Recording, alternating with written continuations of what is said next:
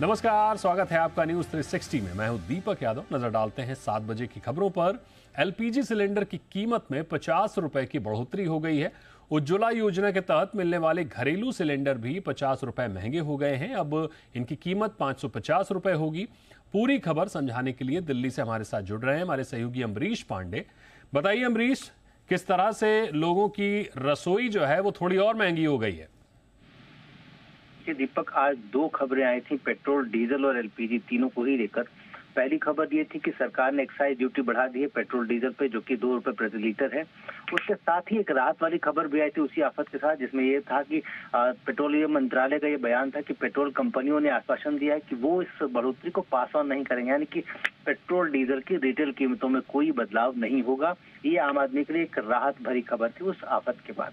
लेकिन उसके तुरंत बाद एक और खबर आई है जिसमें कि ये कहा गया कि एलपीजी की कीमतें 50 रुपए प्रति सिलेंडर आज से ही बढ़ाई जाएंगी, यानी कि वो घरेलू सिलेंडर जिसको हम आप इस्तेमाल करते हैं और वो घरेलू सिलेंडर जो कि उज्ज्वला स्कीम के तहत गरीबों को दिया जाता है, उसके दामों में 50 रुपए प्रति सिलेंडर की बढ़ोतरी की गई, जो कि आज रात यानी कि 8 तारीख से ये चालू हो जाएगा।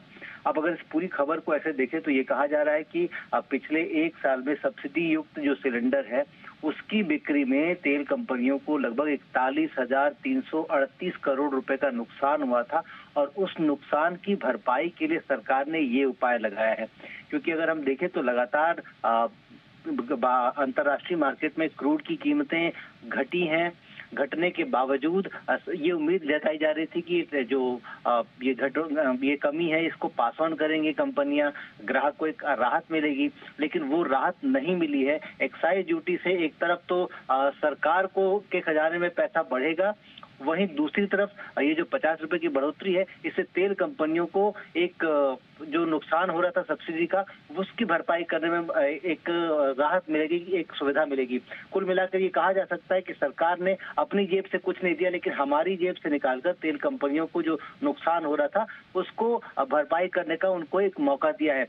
ये बढ़ोतरी आगे एक राहत की खबर बस इसमें इतनी है कि अगर ये जो तेल कीमतें जो कि अंतर्राष्ट्रीय स्तर पर लगभग 60-61 डॉलर प्रति बैरल के हिसाब से चल रही है, अगर अगले 4-5 दिन तक इसी कीमत पे चलती हैं तो ये उम्मीद की जा सकती है कि पेट्रोल, डीजल और एलपीजी तीनों के ही दामों में एक रिवीजन हो। हालांकि ये जरूर है कि अब सरकार इसको रोजाना तौर पर मॉनिटरिंग भी करेगी, और तेल कंपनियों ने भी आश्वासन दिया है कि वो हर पाक्षिक जो करते थे रिवीजन, उसको बजाय उसके अगले 5 दिन के बाद रोजाना इसको देखेंगे कि किस तरह से ट्रेंड्स बढ़ रहे हैं, उसके हिसाब से आगे एक फैसला होगा। लेकिन अभी फिलहाल ये है कि एक झटका जरूर है आम आदमी के लिए 50 रुपए प्रति सिलेंडर का। बहुत शुक्रिया करेंगे अमरीश आपका इस खबर पर हमारे साथ जुड़ने के लिए।